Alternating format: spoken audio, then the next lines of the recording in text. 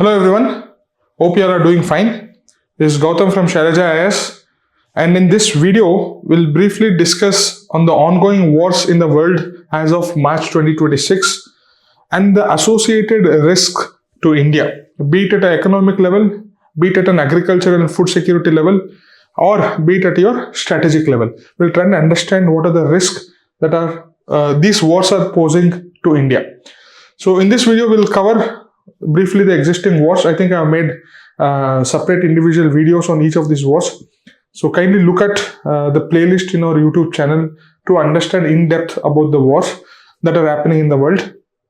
And we'll try and understand the major risk for India and what measures India needs to take in order to effectively deal with this risk. See, first and foremost, as you all know, your US and Israel is waging a war against Iran. Okay, so it conducted your Operation Roaring Lion or Operation Epic Fury. Okay, these were codenamed by USA and Israel accordingly. And in this operation, they killed the Iran's supreme religious leader. And that created a leadership political vacuum, and that led to the beginning of a war itself. So I've made a detailed video on this entire issue itself. What are the reasons that US and Israel are waging a war against Iran, and what has been the counter, or what has been the response by Iran, and what are the implications to the region and the world as a whole because of this rising conflict. Right, so you can go and watch the video in detail, which is around, I think, 25-28 minutes. You'll get a good idea on it. Another war which is being waged in our neighborhood is between your Afghanistan and Pakistan. Though I have not made an explicit video on it, I can tell you in brief what is happening.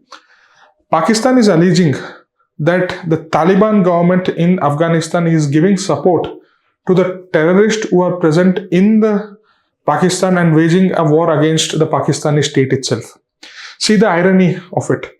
Pakistan is supporting the terrorist groups to launch attacks against India. But in its own home ground, there are few terror groups who are attacking Pakistani state itself. And these groups are allegedly being supported by the Afghani Taliban government. And as a result, there has also been an historical disagreement with regard to the border demarcation. That is your Durand line, D-U-R-A-N-D, Durand line. That was your line which bifurcated the country into Pakistan and Afghanistan. It was drawn by your colonial masters. And there has always been a misunderstanding or a disagreement on this Durand line itself, which is being waged in your European continent, which started off in 2022, whereby Russia invaded your Ukraine in order to annex the western parts of your Ukraine into its own territory. Initially, it has its roots in annexation of Crimea, which was a part of your Ukraine and having access to the Black Sea. If you ask me what was the core reason of Russia trying to wage a war against Ukraine, first is access to your Black Sea port through your Crimea, which is a peninsular part of your Ukraine that was annexed in 2014 itself. But later on, Ukraine started moving more and more towards your Western Europe and started showing interest with regard to joining a military organization called as your NATO, North Atlantic Treaty Organization, which was against the security interest of the Russia itself. So as a result, it's waged war and it is still continuing now. Ukraine is being supported logistically and militarily and intelligence-wise by your USA and Western European countries. Right? And since the rise of China and since the coming of your Trump as a president of the United States of America, he has ignited something called as your trade war in around 2017 itself. It got passed during your Joe Biden presidency from 2020 to 24, but it got again resumed when President Trump assumed office in 2025. The basic crux of this trade war is that US wants to use its political and economic clout in order to curtail the rise of China by trying to increase tariff barriers not only across its own country but also on other countries as well, whoever is dealing with your Chinese products. Right?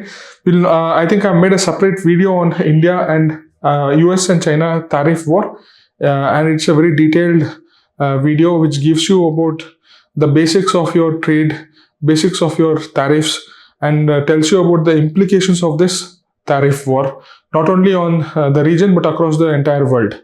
So I think it's around a 40-45 minutes long video. Please go have a look at the video. It is present in our YouTube playlist, right? Now, before we try and understand the economic implications or the risk that these wars are posing to India, we'll understand the basics of your oil and natural gas dynamics. See, crude oil, okay?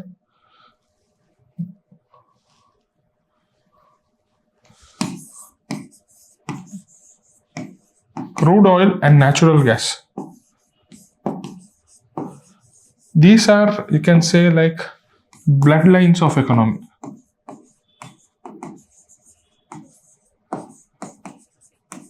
And India is not self-sufficient in it. India is a net importer of these resources.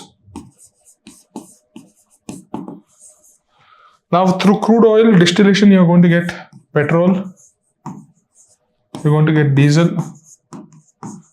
and you're going to get LPG.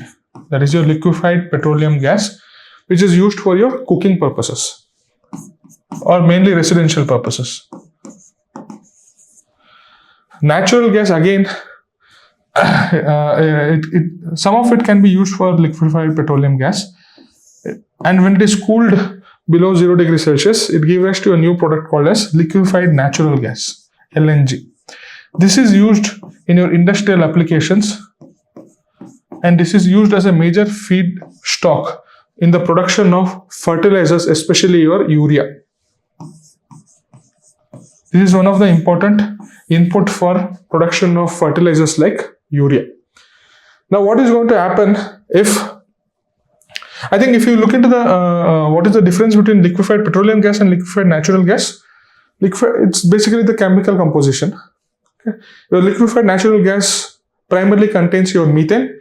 Your liquefied petroleum gas contains your propane and butane. Okay, LPG is obtained from both the sources by distillation of crude oil and also by refining of your natural gas. But liquefied natural gas is coming purely from your natural gas deposits, right? Now, what will happen when the crude oil,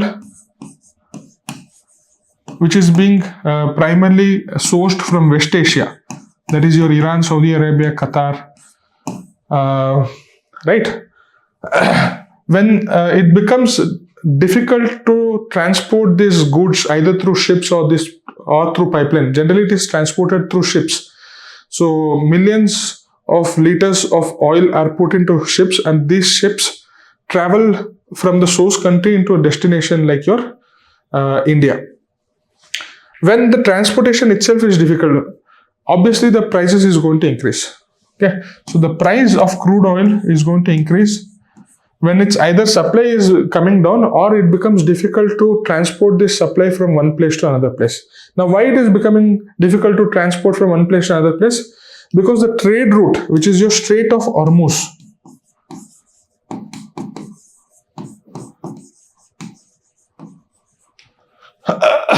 where is it sitting? If you look into the Arabian Peninsula, here is your Yemen, here is your Oman, here is your Iran, and then you have Afghanistan, Pakistan, and then India. We are having India over here. Okay, pardon me for my poor mapping skills. So this is your Strait of Hormuz.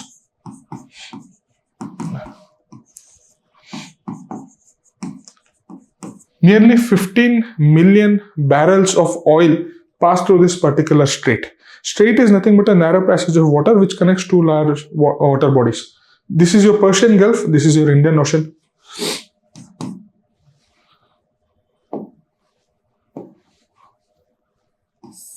Okay. This is your Persian Gulf, and this is your Indian Ocean. This particular strait is more or less under logistic control or military control of your Iran. Iran has effectively blocked this entire strait.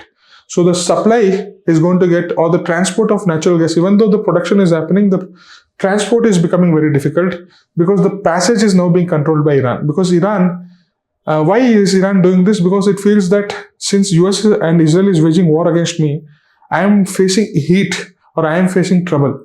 Let me also try to create troubles for others.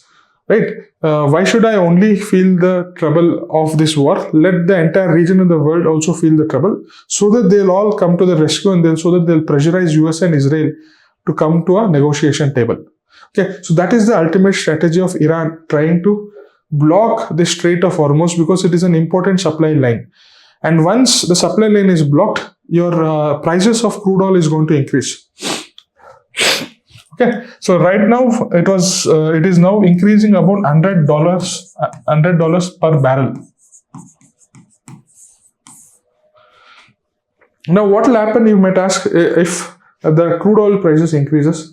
Obviously, if crude oil is increased, it is going to get refined,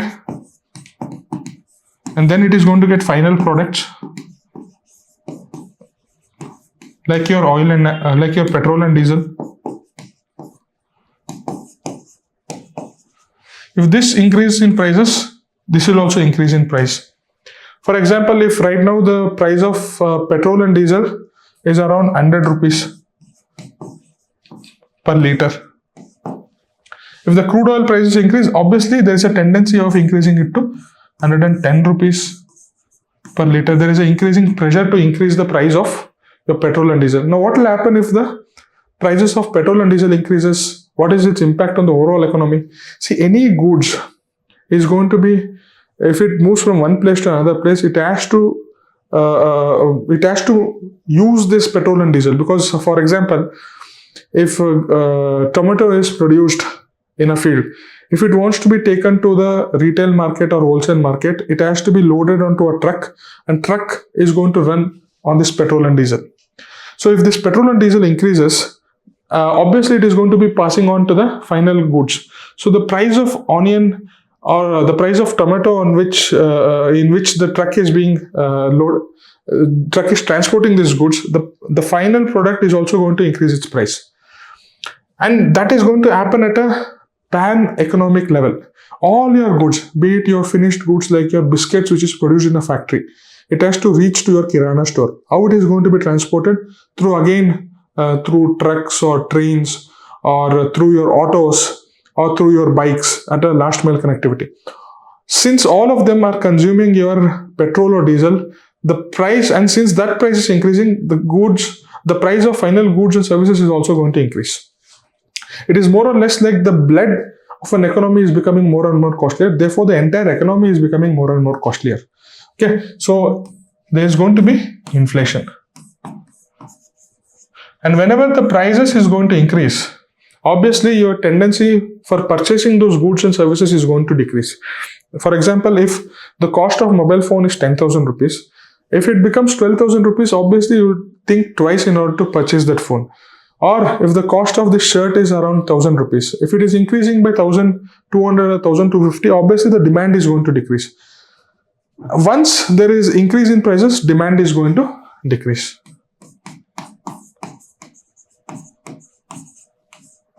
Once the demand is decreased, then the total output of goods and services in an economy that is going to be produced is also going to decrease.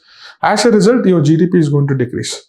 So see how a conflict in one region, how controlling the Strait of Hormuz, which is a crucial supply line for your crude oil and natural gas, how if that is being choked, or that is being blocked unofficially, it leads to increase in prices of oil. That will increase in price of petrol and diesel, which in turn will spill over into the prices of final goods and services, which in turn is going to lead to inflation. Inflation leads to reduced demand. Reduced demand is going to decrease your economic growth. That is the spillover effect of your, you can say, increase in crude oil prices. Now coming to your one more aspect, we also saw over here, natural gas is also being largely imported by India. And the primary source of importing this crude oil and natural gas is your West Asia region. And the primary trade route is your Strait of Hormuz. Also, there is another trade route, that is Bab el Mandeb. Okay, so if you look at this Arabian Peninsula, this is your Persian Gulf. Okay, this is your Iran, which is controlling this Persian Gulf, and your Strait of Hormuz. There is another route, right? So this is your Africa. This is your Red Sea. Through your Red Sea also it can move to Europe, or some of the countries which are producing oil in this region can also transfer through your Red Sea. But there is Yemen over here, and there is a group called as Houthis, Houthis. They are trying to wage a war against Yemeni's government, who is being supported by Saudi Arabia. Okay, and this Houthis is being supported by your Iran. And Houthis has also entered into the conflict, saying that I will not try to create smooth passage in the Red Sea. So both this supply or these trade routes are now effectively under the control of your Iran. Now, even otherwise, not only about your crude oil and natural gas, the passage of it is being obstructed. Even this passage is used for transporting your final goods to your European countries, because from India, it is going to enter into Strait of Hormuz, Persian Gulf, Iran, and further into your European countries. If you take a longer route like Cape of Good Hope, it is going to cost you more time. It is also going to cost you more money. So this is an effective trade route for the entire continent, or for, in fact, the entire world, to trade between your east and west, right? Now, what is happening with regard to your natural gas? Natural gas, again, the prices of this is also going to increase. Once the price of this is also going to increase, what is the final output? It is either used in industrial applications. That is also going to see increase in prices, which again is going to lead to inflation. Or it is going to be used in your LNG, liquefied natural gas, which is acting as a feedstock for your urea. So this production of urea is going to be under uncertainty, because your supply of natural gas itself is going to be disrupted. Now, what is the impact on the uncertain production of your urea? Urea is or the fertilizers are very important input for your agriculture. So if fertilizers, which is acting as an important input in your agriculture, is being impacted, your overall food output is going to be impacted. And if your food output is impacted, your food security is under threat. Roti, kapda, makan comes the first, and the very first aspect is your roti. And if people are not able to get adequate food, obviously the entire country is going to turn into chaos. And one of the biggest achievement of India during COVID-19 pandemic was your PM Garib Kalyan Yojana, which provided free food grains to nearly 80 crore people. Even during pandemic time period, even during economic distress time period, our country was able to ensure that the supply of food grains continued. Now, otherwise what will happen if your people are not able to access the basic food or essential food items? They are going to revolt. There's going to be chaos in the country itself. The trust on the government is going to break down. If the natural gas prices is going to increase, the production of urea is going to get impacted. You cannot suppose even if they are able to procure liquefied natural gas from other sources, maybe like Russia or USA, the price is going to increase. They cannot pass on this entire price to the farmers, because they are an important political vote bank, and it becomes difficult to increase the prices of this urea or to pass on the increase in price to farmers. So what the government will have to do, it has to pitch in the increase in prices and subsidize the urea. So your subsidy bill is going to increase. Right now, your fertilizer subsidy bill is around 2.5 lakh crore rupees. Obviously, with the increase in prices, it has to further subsidize the urea. Okay, the subsidy bill is going to further increase in the coming days, until and unless the entire situation is resolved in the West Asia. So there is going to be immense pressure on the US and Israel in order to resolve this conflict as early as possible, because it is not only these two countries which are bearing the negative implications of the war. Obviously, these countries are facing a similar kind of an economic troubles, but the economic troubles is also being felt in other parts of the world. Okay, and that is the very intention which Iran is trying to use, right? I hope you got a fair bit of an idea on the economic implications of this war or the economic risk that is associated with this war. The first and foremost thing, as I told you, is the energy security and the macroeconomic stability. Once your oil prices is going to increase, crude oil prices is going to cross your $100 mark, it is going to lead to domestic inflation, and it is also going to make the purchase or the imports of oil costlier. And as a result, it is going to put strain on your current account balance of the country, or the macroeconomic stability of the country is also going to be under strain. Second thing which I already mentioned in detail is about its impact on the fertilizers availability and its further impact on your food security aspect of it. Because India imports nearly 100% of its muriate of potash and 60% of its diammonium phosphate. And your Middle Eastern is the primary source of critical raw inputs for fertilizers like your sulfur and ammonia. And Iran is also one of the world's largest exporters of urea.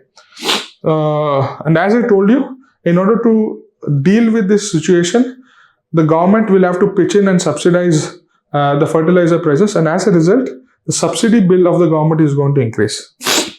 Right? Now, already we are seeing about the impact on liquefied petroleum gas.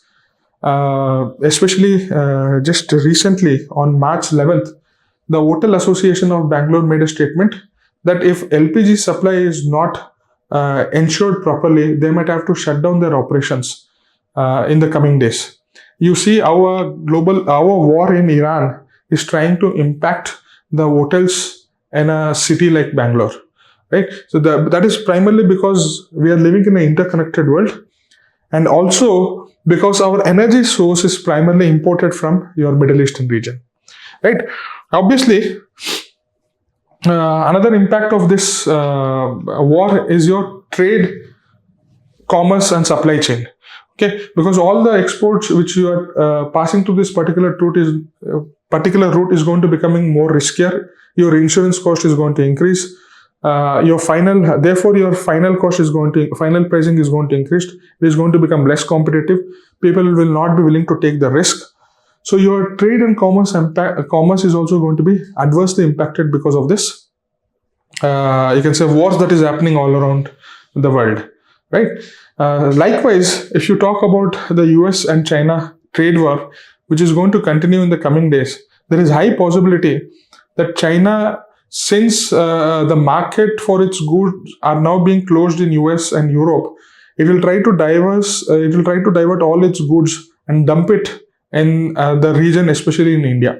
So we should be cautious with regard to the predatory pricing practices of China. So China might, just to, you can say, offload its inventory, it might sell off its goods even at a very low margin and dump it in the Indian market.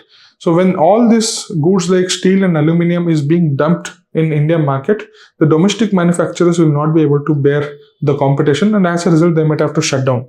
You can clearly see what has happened with your smartphone industry. China, because of its manufacturing expertise, is able to produce all these goods at a very low cost. And they are able to enter into the Indian market, and they are able to sell all these mobile phones at a very cheaper rate compared to the Indian manufacturers. So who were our Indian manufacturers nearly a decade back, like Micromax and Lava, they were not able to bear this competition. As a result, they are now a minor players. Right? The similar kind can happen in other industries like your steel, aluminium, and other industries. Right?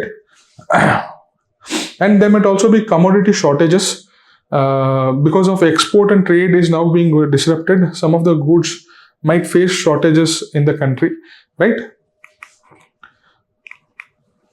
Now, another important aspect is your geopolitical and strategic interests are threatened because India's strategic autonomy is now going to be tested. India always feels that I'm going to take decisions based on my own merit and based on my own interest. We are not going to fall into any alliances or bloc politics.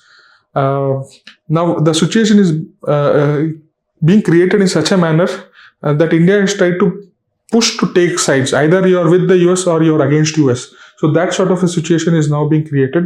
So our strategic economy as a fundamental foreign policy principle is now being tested in these times. Right. Also, our connectivity projects like your Indian Middle East Economic Corridor or Chabahar port in Iran, that is also now going to be stalled. Right. And since our supply chain and trade route is also disrupted, the critical mineral availability for our semiconductor manufacturing industries is also going to be disrupted.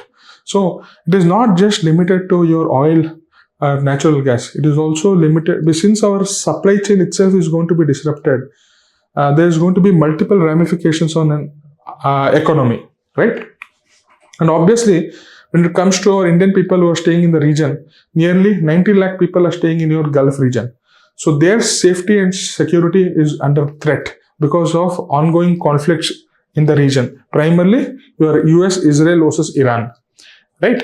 And the Pakistan and Afghanistan, which is happening in our western neighborhood, that might see further instability, and we might possibly expect some sort of a refugees falling back on our Indian borders. Right. So these are all some of the risks that are associated with the ongoing wars in India, and some of which can be felt in our everyday lives of a common man. Primarily, your supply of your LPG cylinders, whereby the country is time and again saying that we are having sufficient supply, no one needs to panic. And however, there are concerns that they might also ration your LPG supply, whereby the households are going to be prioritized over your commercial avenues. For example, your commercial LPGs are priced at around 1400-1500 rupees, whereas your domestic LPGs, which is for your household consumption, is priced at around 800-900 rupees. So the government, when there is a supply shortage, they might prioritize your household LPG cylinders over your commercial LPG cylinders. So what is going to the impact? The hotels, they might find it difficult to get access to these cylinders. As a result, the prices of food items in hotels is going to increase it might increase in the coming days, right? So what is the way ahead? First and foremost thing, we need to have all these buffer stocks in such type of crisis time periods.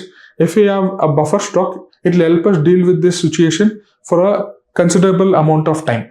For example, Japan is having 200 days of your petroleum reserves. So even if there is supply disruption, even if there is war that is happening, it can sustain itself on the buffer stock for nearly 6 to 7 months.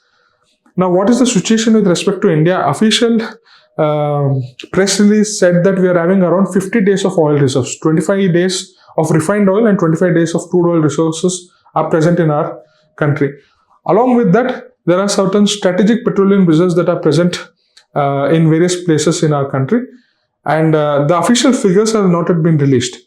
But ideally, what is the way ahead? We need to increase our strategic buffer to around, we can say 5 to 6 months, because this conflicts or this instability in the region is going to continue in the coming years also.